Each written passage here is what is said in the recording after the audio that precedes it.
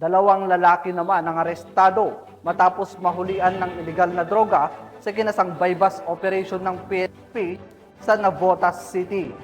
Nakibalita dyan si Patrolwoman Abigail Rojas.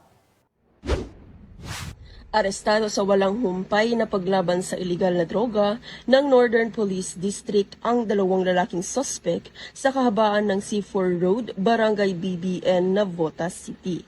Kinilala ng Navotas City Police Station ang mga suspect na sina alias Dennis, 48 taong gulang at alias Talino, 32 taong gulang na parehong mga residente ng Navotas City. Nasamsam ng mga otoridad ang tinatayang 10.26 gramo ng hinihinalang shabu na may malaking halaga.